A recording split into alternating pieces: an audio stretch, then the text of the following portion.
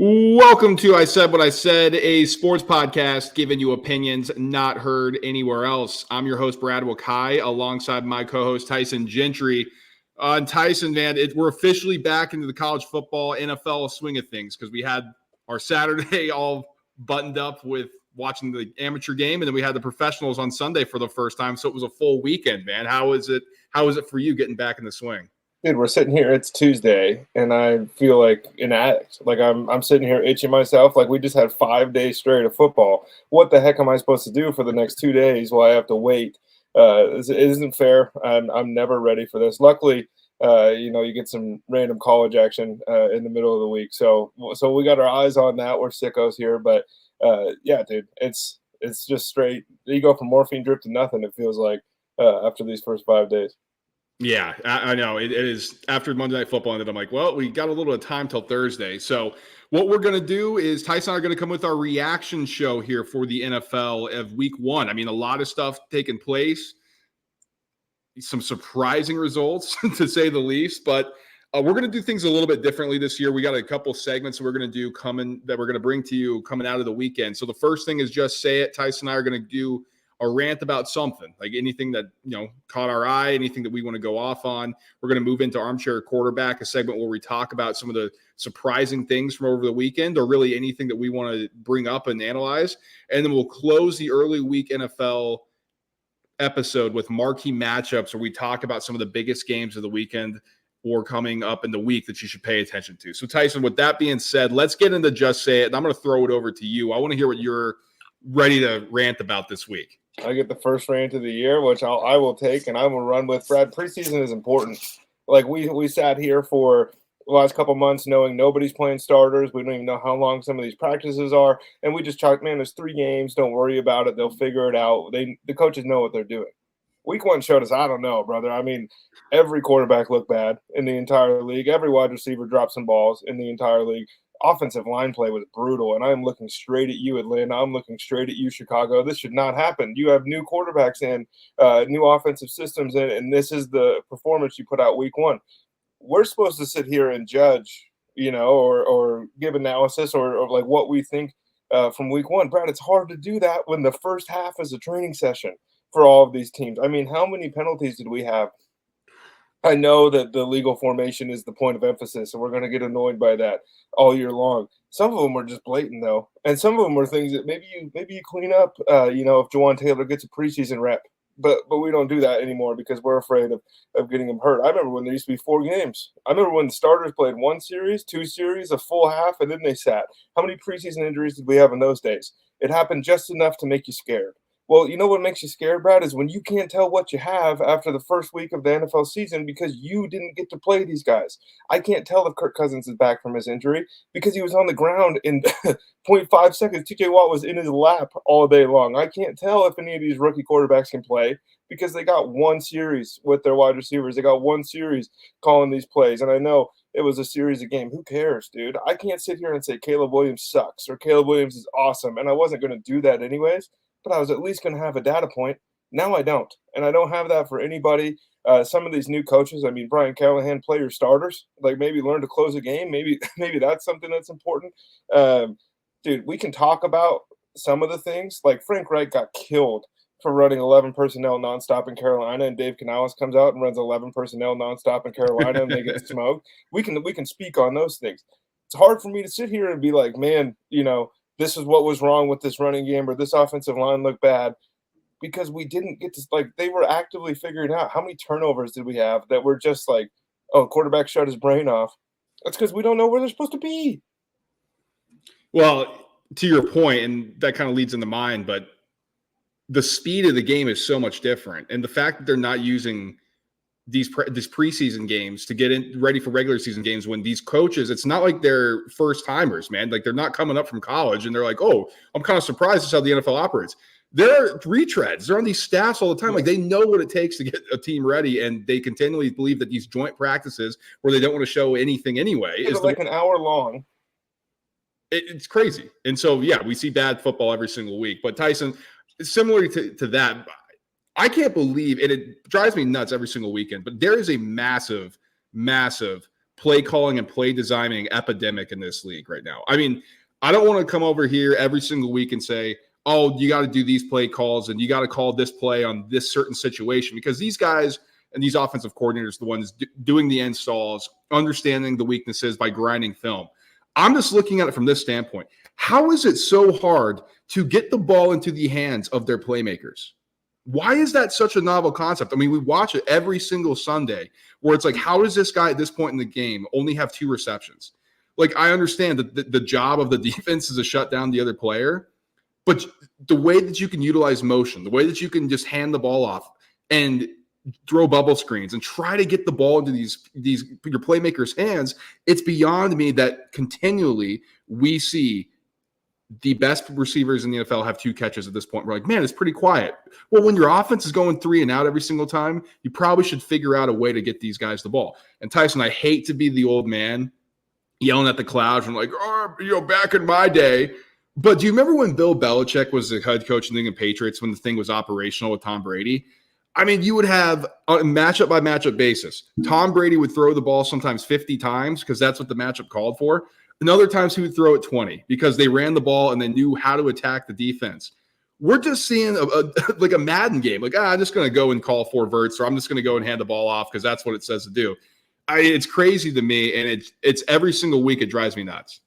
And we're not talking tunnel screens here, people. Sometimes you're behind the chains because you're forcing the ball to your best player 4 yards behind the line of scrimmage, and the blocking's not there. We're talking about, like, layer something through the field. Like, why can't Jameson Williams take a safety with him and Amon-Ra St. Brown gets open underneath? Or why can't Marvin Harrison Jr.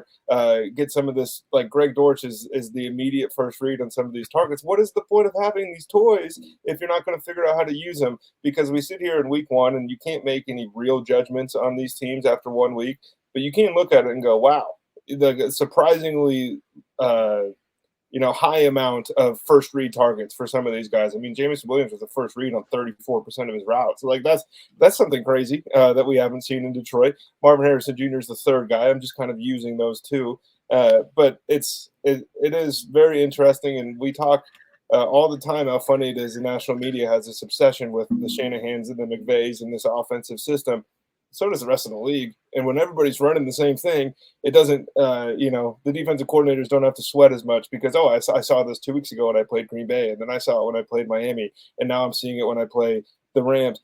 Andy Reid wins a bunch of Super Bowls. Like, let's emulate that guy and how his ability to put the ball in his players' best hands and go, you know what? They're going to take Travis Kelce out of the game. I got a Rashee Rice game. I got 3 plays in the book.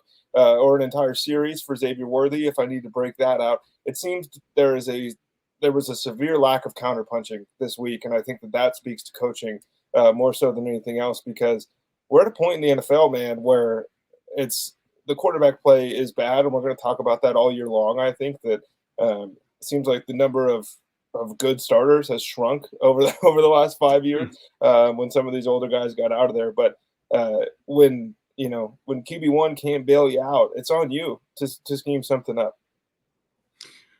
Okay, let's get moving to this armchair quarterback. Some of the craziest things that we saw over the weekend, stuff that we want to talk about. We got to lead with Bengals losing to the New England Patriots. I mean, it was the most popular survivor play. For those who aren't sure about what that is, it's a contest. You try to pick a winner each week. It's just straight up, and you can't use that team again. So, you can't win the whole thing if you don't advance past week 1. Well, the Cincinnati Bengals dropped the ball again. And this is a common theme under Zach Taylor and with Joe Burrow at the helm. Like, he gets injured in camp, and it's slow coming out of the gates. Now they eventually pick it up. But it's every single year that this team and this franchise gets off to a slow start. I see people ragging on Zach Taylor. I think that's probably fair. Like, what's going on in camp where you're not prepared? To me, this one was this was simple. I mean, I don't think this was a coaching thing. I mean, you didn't have your offensive coordinator. He left. T. Higgins is hurt. Jamar Chase had the entire contract mess going on, so he wasn't in camp. And you got a bunch of new offensive linemen. It's just that simple. Oh, and your defensive line's new and hurt, and you get the ball run down your throat. Plus, you combine in turnovers, and you end up losing the game to the Patriots who shouldn't. To me, I'm not alarmed by this. Are you? A little bit alarmed at the lack of physicality. I think that was something that I was excited to see from the Bengals, because that's really their calling card. Like everyone says, Joe Burrow is Pat Mahomes' kryptonite, but it's just because The Bengals seem to be the only ones not afraid to get in a bar fight with the Kansas City Chiefs, and that wasn't there. I mean, anytime that Jacoby Brissett can only throw 20 passes, and that's game script, like that's just the way the game's playing out. That's not a good thing for the Cincinnati Bengals. So I thought that was alarming. And then one thing, like truly, you can't talk about the Cincinnati Bengals offense looking the way it did and not bring up the fact that Joe Mixon looks like he turned back the freaking clock, man, in Houston. And for this offense to have talked up Chase Brown and Zach Moss all offseason, not saying that those aren't going to be good players or they're not going – like Chase Brown's young, right? Zach Moss just got here. They're going to figure it out as the season goes along. I really do believe that. But when you've had 3 months now to scheme up touches for some of these guys, and it's not like Zach Moss was inefficient. I think he had like 9 for 50 and a touchdown. You can't move the ball. Like, Trent Irwin is fumbling on the 1 yard. Why is the ball in his hands? Like, what are we doing? Yeah, it was just a strange game all around. And you had the Burrow fumble. Gesicki drops it when it looked like that was a touchdown, so that stopped their momentum. And I mean, but 0 points in the first half. Holy smokes, that's just unacceptable. At a certain point, we have to treat the Bengals like people treated a lot of those Cavs teams for a long time, where it was like, oh, they just keep messing around and think they're going to flip the switch when you're watching it and going, I don't know if there's a switch to flip. At a certain point, that discussion has to happen for the Bengals. Like, at what point in this regular season do we go, you guys are playing with fire too much? Like, we know the team's in there, and you guys can make the Super Bowl, but you are messing around to the umpteenth degree. Yeah, but I mean, if we're going to use the Browns comparison, or I'm sorry, the Cavs comparison, they ended up in the finals a lot. They flipped it. That's what I'm saying. There's always a switch to flip with the Cavs. I mean, it's a little different in football, but man, the Cavs somehow found a way. I mean, it helps when you have LeBron James. I mean, Joe Burrow, they're hoping's that guy. I mean, when he's healthy, when he's available, he seems to be that guy. But that's kind of what you're holding on to hope for. But Tyson, you mentioned Joe Mixon. Holy smokes, 30 carries, 159, a touchdown for his new team, the Houston Texans. Was that the best game of Sunday? Yeah. Texans 29, Colts 27. C.J. Stroud versus Anthony Richardson, it was a banger.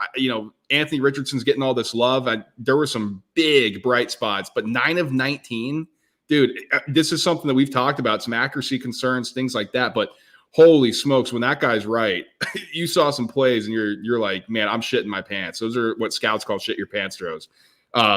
Added 6 carries, 56 on the ground with a touchdown. C.J. Stroud on the other end, man, 24-32, 234 and a touchdown. It just looked good again. There were some moments where I thought he missed, and other times I thought he should have been turning the ball over. But what do you think of this game? I want to hear your analysis on it. Well, one, I think that was the full Anthony Richardson experience. We got a 60-yard, 65-yard in the air moonshot to Alec Pierce. It's a perfect ball. Same play, he almost falls down on, and you're like, what is going on? Next possession gets slammed in the ground, helmet comes off, and it's like, here we go again. Like, he still doesn't know necessarily how to get tackled. He's going to be concussed. Turns out he was fine, thank goodness. But as you mentioned, like 9 for 19, especially when, like, Jonathan Taylor wasn't cruising on the day. Like, they weren't necessarily dominating in the run game. Like, those things do have to be cleaned up, because at some point you have to be comfortable running quick game with your quarterback and not just saying, well, you know what, just throw it 65 yards or run the ball. Those are going to be our two options. And then, like, there's a lot of quarterbacks today that we'll talk about that, had some interesting plays. The defense just didn't catch C.J. Stroud's. And I thought he looked good, and I thought they had really awesome plays, but he had multiple, kind of the quote myself, like, turn your brain off moments, especially, like, around the goal line. And he was perfect on 3rd down and 4th down, and those are the things that we care about. It's a little bit too early to pat ourselves on the back, but this is kind of exactly how we thought this wide receiver core was going to look. Nico was going to be your 100-yard-a-game guy. Steph Diggs was going to step in. And then Tank Dell is going to be your move guy or your person you throw in the slots. Diggs got a couple of those targets, but the story to me was like, oh, the Texans can run the ball now for real. This isn't a Devin Singletary, wow, look at this career resurgence. This is just Joe Mixon reminding us who he is. It was a good win. It's a division win. You never, say no to those. I was impressed by both teams here. And honestly, Brad, I thought the Colts defense looked pretty good too. Oh, you did. I was going to blast the Colts defense. I thought they looked all right. You know how I feel about Gus Bradley? Boy, oh boy, man. I mean, just no adjustment. I mean, can somebody bring somebody down in the box and stop somebody? Oh my God. And I hear a lot of people, they're encouraged by what they saw from the Colts. I'm not in like, I mean, they're talking playoffs. I mean, maybe. I mean, it's a long season. Again, I don't like falling into the week one overreaction trap. That's not what we do here. But I mean, the Anthony Richardson full experience is on display. If you can find the good, sure. I mean, the ceiling is insane. But Tyson, he has 17 starts in high school. 17 since high school. It's crazy. Yeah. So when is that going to be the not 9 of 19? The not getting tackled and putting your body in harm's way. You know, at least with Cam Newton, Josh Allen, they had reps. Like, they've played the quarterback position. We're still waiting for it on this guy. And then the defense, I'm sorry, as long as Gus Bradley is there, he's going to have to prove me wrong, because I don't know. I saw some things in that deep. I'm like, somebody's going to have to make some adjustments here, because you're just letting the Texans carve you up and you have no answer for it. So I don't know. We'll see. I don't know if you have any closing thoughts on that, if you want to get into some other stuff. Let's go to the next thing. I think that's we'll find out more about this Colts defense. I just don't think that, you know, next team they play is going to have 40 minutes of possession time, but that might be Gus Bradley playing bend don't break and hoping for a takeaway that never comes. Last thing I want to get into, at least that I really want to highlight, is I'm sitting here in my armchair and I'm watching Sunday, and I got the split screen on YouTube TV, and I just could not believe how bad the quarterback play by Daniel Jones, Bryce Young, and Deshaun Watson were. I mean, you had Daniel Jones, Bryce Young in the early window, and Deshaun Watson. People are ragging on Tom Brady for his performance. My God, if you were commentating that game and you say what you want to say about Watson, holy smokes. I'm sure he wanted to rip him apart, but he just can't, and this is his first game. But I want to get your take on this, because, you know, it was awful. I mean, Bryce Young, 13 of 30, 161, 2 interceptions. His QBR was 10.5. His first throw of the game was an interception. Daniel Jones on the other side, 22 of 42, 0 touchdowns, 2 interceptions, 16.2 QBR, averaged 4.4 yards per completion. And that's not to be outdone by Deshaun Watson, who's 24 of 45 for 169, 3.8 yards per completion, 1 touchdown, 2 picks, and a 9.3 QBR. It was horrible. I've never seen quarterback play by 3 guys on opening weekend this bad, Tyson. I think it goes back to what we talked about in our rant. But what's the state of these guys? Let's dive into what we're thinking here. So all 3 of these guys have one thing in common, Brad, and that's it. Their organization hitched their wagon to them and said, "We go as you go." And sometimes you make the wrong decision in the NFL. And obviously, Bryce Young's case is a little bit different. The Panthers did absolutely mortgage the future, and that trade looks worse every day. But like, you saw Deshaun Watson and the drama going on in Houston. You didn't know he was going to be this bad. You still gave him a massive guaranteed contract. And then for New York, like, you saw this guy be bad the whole time and still wanted to give him $40 million. If we're going to go game by game, how is it that '𝐬𝐫𝐫𝐿 is the number 1 wide receiver, like the only guy that looks good on this Panthers offense right now? I mean, that's what Deontay Johnson is here to do.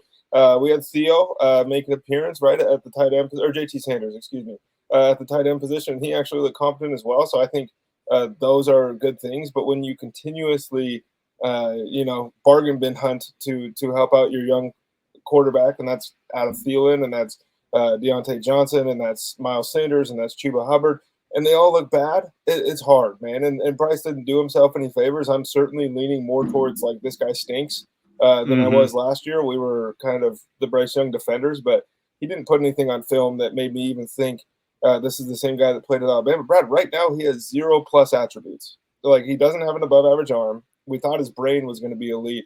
Turns out this is too fast for him. He can't figure out what's going on. He can't process. We thought maybe he'd be able to be elusive. He's not faster than these NFL dudes. Oh, my God. And so he's getting chased down. He's getting crushed behind the line of scrimmage.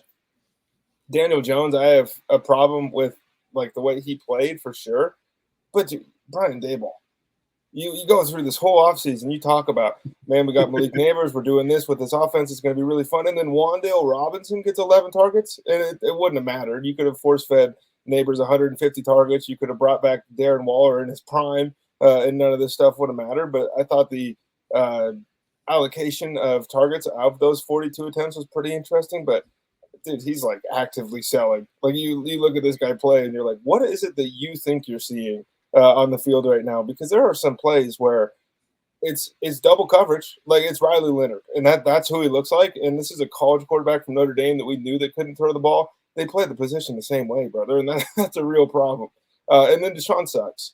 It's over. Like, I don't. What else do you want? I mean, the guy talk about not having an above average arm. Like his arm is cooked.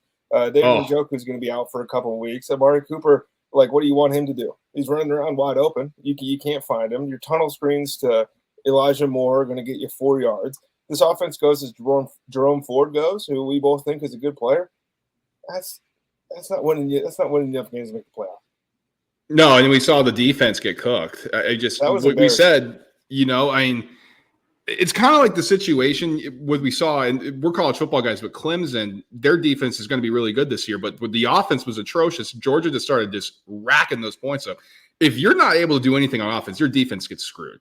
So I know people are like, well, that was impressive by Dallas because, they did that on maybe the most talented defense. It's like, okay, but let's take a step back and understand how many times the freaking defense was, how often they were on the field, how many times they were in poor situations.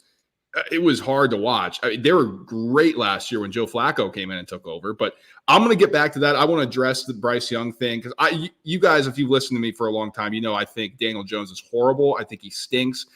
As soon as he signed the contract and the Giants offered him that, I said it was a massive mistake. We are Eagles fans here. If you're watching on YouTube, you can see the flag. We were celebrating. It was a massive mistake. They have set their franchise back from an objective standpoint here instead of the Eagles fan in me. You can't make that decision. I mean, you franchise and you move on. It was a disaster at the time. It's a disaster now. And until they get out from under it, which I don't know how they're going to do it unless they just cut them and cut bait, they're going to be paying for that for a while. Bryce Young. This is a guy who Tyson and I both ranked as our number one guy coming out of college. I was ahead of CJ Stroud. That was ahead of Anthony Richardson. And it was based on the fact that we thought his accuracy was going to be his plus attribute. Super small. There were some questions about the mobility. I mean, he certainly wasn't Lamar Jackson or Kyler Murray, but we thought we could run around a little bit and at least buy himself some time to be accurate and find his guys. That's gone now. I mean, the accuracy is atrocious. He's on the first play of the game, it was an NFL pocket, and he overthrew the guy because he's just tiny. I don't know how Dave Canales is going to move this going forward. Again, I don't want to overreact. Like, these guys have to get into the game. Like, another one that we talked about, Tyson did when he ranted about the lack of preseason. Why wasn't Bryce Young getting reps? Why wasn't Bryce Young practicing? Why wasn't Bryce Young getting game reps? And then you come out and lay the stinker. It's atrocious. So if he's bad this season, we're off the island. I mean, there's no more island. We're sinking it. It's a tsunami and it's done. But until that happens, I think we can all kind of teeter down slowly, kind of like it's an escalator, and say it's getting worse and worse and worse. I know some people have jumped ship. I think people want to just say he sucks and that's it. We'll see what happens when we're talking about this in January, but I'm agreeing with you. It's getting closer. And then finally on Deshaun Watson, pull the plug, man. It's Jameis Winston time. It's over. The guy's dead. DEAD, dead. It's done. I think there is a mutiny in the locker room by week 5 if they don't do it. I'm hearing that it's already started. Like, people don't like Deshaun Watson, that there is actual people who think that he is maybe it's in his head, maybe he doesn't care. I don't know, but they're questioning kind of like what the hell is going on. He's Ben Simmons, dude. And that's going to be a dumpster fire, Tyson. So what do you think? When do you think Jameis should be in? When do you think Jameis is inserted? Jameis should have started yesterday or Sunday. Like, I saw enough from Deshaun Watson over the last 2 years to go, oh, he's cooked. When will the Browns have the guts and kind of the ability to say, you know what, we missed? We're going to start Jameis Winston? They won't. Like, it won't be until a phantom shoulder injury comes up for Deshaun Watson and he's sore from week 3 to week 15, right? And that's what it's going to be. I don't think that they have the nuts to say, you know what, hand up, we were wrong. It's not an organization that's willing to admit when they were wrong. They kicked Baker Mayfield out of there, and they have had worse quarterback play than Baker Mayfield has provided since that day. And for all you poor Browns fans, like, you guys don't deserve this. You've been working hard, trying to support a team that doesn't want any support. But, he's truly done. Like, it really is. To me, it's a Ben Simmons thing where it's like, oh, you gave the wrong guy the bag. Like, you didn't do any character work on this dude. As soon as he got paid, it was like, oh, man, my shoulder hurts. I'm just not throwing today. Meanwhile, we got Russell Wilson in here making $1 million in full dress on the sidelines with the headset on. I don't like Russell Wilson, but I'd want that guy on my team 100 times before I took Deshaun Watson. Yeah, at least Russell Wilson cares. Like, you can't knock him on that. Is he corny? Is he like maybe rug people the wrong way? Sure, but like at least he cares about football. We have no clue about Deshaun Watson at this point in time. All right, Tyson, let's get into the marquee matchups. Let's look ahead to the week and this weekend. There's a few on here that have caught my eye. There's not many that I'm like, I gotta go and watch this one. But the first one, thankfully, it's on Thursday Night Football. So Bills Dolphins. This is an interesting game for a couple of different reasons for me, and I'm curious to know your thoughts. You know, the Bills looked like they were going to get embarrassed early against the Cardinals. I was sitting back, I'm like, oh man, Tyson, I said we got faith in this Bills team. We might have to burn the tape on what we said. Holy smokes! But Josh Allen is a complete megastar, man. I mean, for a while they were trying to figure out like who's going to be in the offense and who's he going to throw to. He's like, screw that. I'm putting the team on my shoulders, and I'm just running this ball. And made big throws when he had to. I think 𝐬𝐮𝐞 Coleman's going to be a really good player. I'll be curious to see who else is a secondary target. Dalton Kincaid was a little bit quieter than I thought, but I'm just setting that up to say this. I'm curious to see how that looks against a Dolphins defense who performed much better than anticipated against the Jags team, who may have been able to come in high flying. And do the Dolphins are they able to respond on offense, man? I mean, that was an ugly, ugly game from them on offense. So could this be a classic little shootout between the two here? That's what I'm curious to see. That would be ideal. That would be awesome. The allocation of targets in Buffalo didn't make a bunch of sense, but like this is a brand new group, so we didn't know what to expect. It's not like we're sitting here with the Stephon Diggs, Gabe Davis Bills and then going, why is 𝐾𝐨𝐽 getting 5 targets in this offense? They don't have anybody else to throw to. I'm curious to see how that's going to progress throughout the year. We said at the draft, like 𝐬𝐮 Coleman might not be able to get separation. He just landed in the only spot in the NFL with a guy who doesn't give a damn. If you think you're open, he's fitting that football into the window. So always excited to watch Josh Allen. The main thing that I'm monitoring for this one, Brad, is Mostert and 𝐬𝐻𝐭 both pop up on the injury report here for the Dolphins. Jeff Wilson got some run. I think he had 5 or 6 carries during the game this last weekend. He looked good doing it. 𝐬𝐻𝐭 was featured a ton, like in a almost bell cow-esque in a way that we didn't think he was going to be. Rushing numbers weren't super solid, but if he just played wide receiver, you look at that stat line and go, oh, 7 catches, he had 50 yards. Like that was a good day as a wide out too for a team. This dude's playing running back. So I think they need him. One thing that is, if they don't play, Brad, a year ago, Devon 𝐬𝐻𝐭 was a healthy scratch week 1 and then took the world over by week 4. They got a guy in Jalen Wright that they just did the same thing to. And I'm curious to see if he gets burned here with these two out, if they are out. But the other part is like, what the hell did you want Miami to do? That was a pretty interesting Sunday for them with Tyreek Hill and that whole madness. We had the classic Jalen Waddle's hurt. He's not hurt. What is going on? They gave him his helmet back. He's back in the game. There was flashes of that Miami offense we're used to seeing.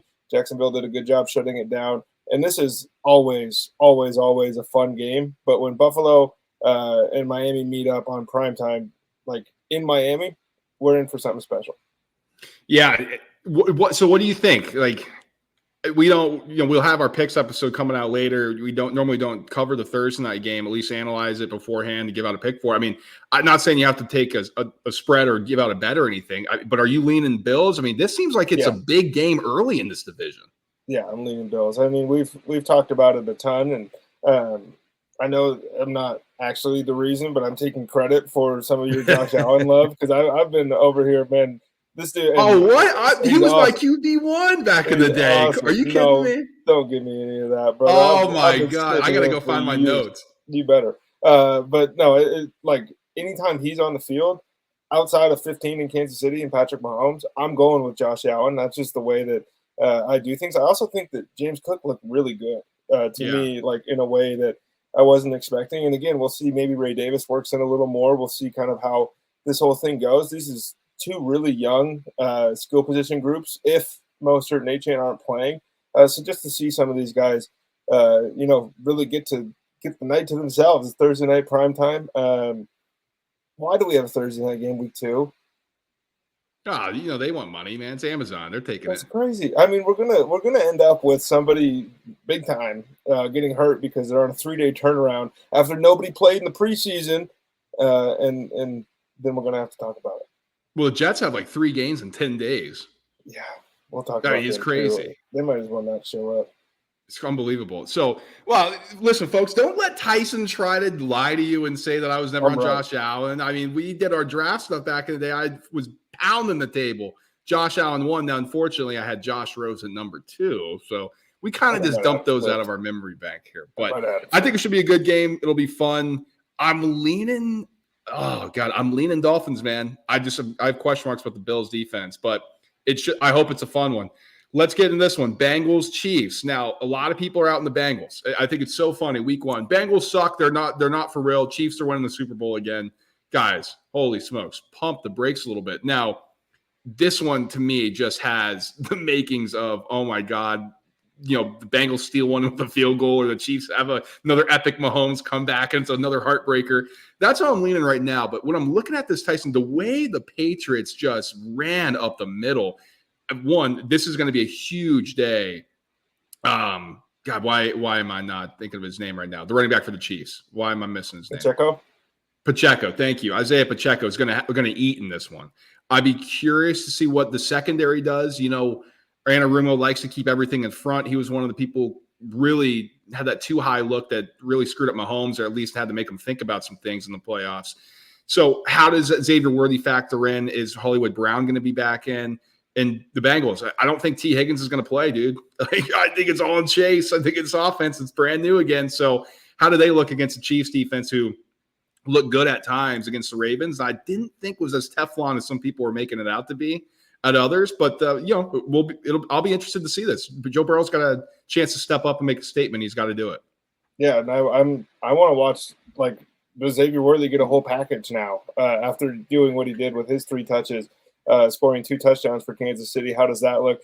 Travis Kelce's getting more than 4. We know that. I don't care if Lou Anarumo is scheming 5 guys to cover him. I think that's something to monitor. Rashee Rice looked awesome, I thought, in the first game here for the Chiefs. But, Brad, this is classic Chiefs letdown spot in the past. Week 2 is kind of always they last year excluded, obviously, but they come out and they've lost 3 of their last 4 home games in week 2 against the AFC teams.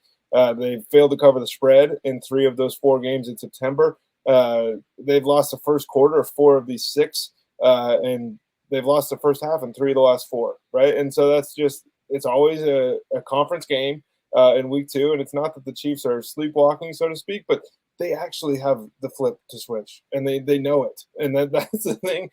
This is the Bengals Super Bowl here in week 2. This is just this is Sunday to the Kansas City Chiefs. I think it matters much more to the Bengals. But, Brad, I kind of think that there might be a little bit of let's just put the nail in them early if you're the Kansas City Chiefs, and just be like, you guys can't play. You're not even close to our level. You can't play with them. What makes you think you deserve to share the field with us?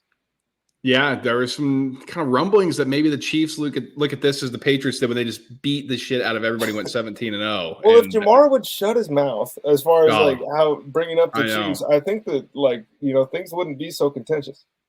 Another one I want to highlight here. I'm looking forward to this one. This is Bears Texans, and this is a standalone game, and I'm excited for this mainly because is this the future of the NFL? Caleb Williams and CJ Stroud. This is on Sunday Night Football. Just consider this. We got Joe Burrow and Patrick Mahomes playing, and this is the game that people are watching. Caleb Williams and CJ Stroud. This is the game that NBC wanted. That should tell you right there.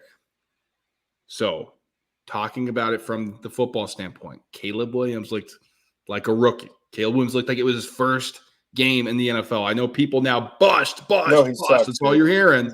It's unbelievable, dude. I can't stand this sometimes. But listen, we got time.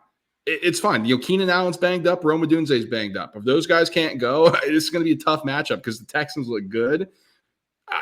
Eberflus is going to have to earn his money right now, man, because if that's the way the offense looks, we might be looking at a new coach here in Chicago pretty soon. So the defense has got to live up to it, man. The defense has to play good and shut down this Texans team.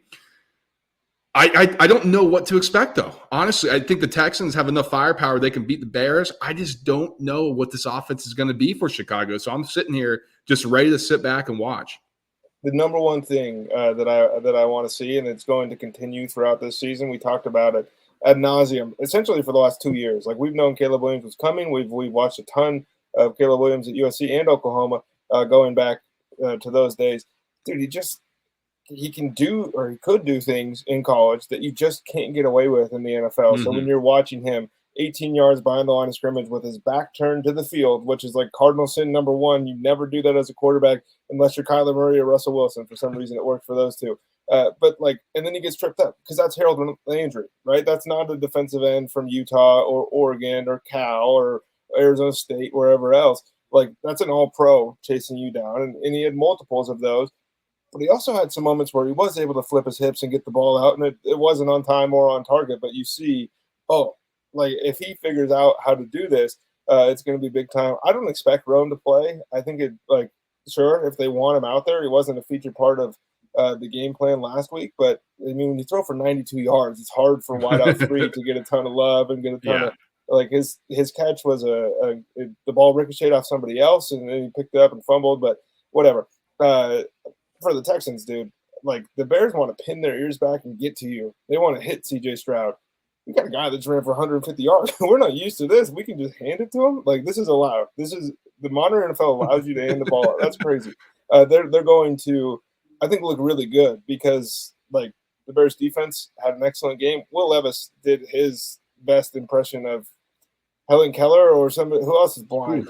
He looked to end that game, dude. He looked like he'd never picked up a football before. One of the worst pick sixes, Carson Wentz-esque in his ability to lose the game. So I'm interested to see what this defense looks like against, a CJ Stroud, a team with Super Bowl aspirations at this point, or at least title game aspirations.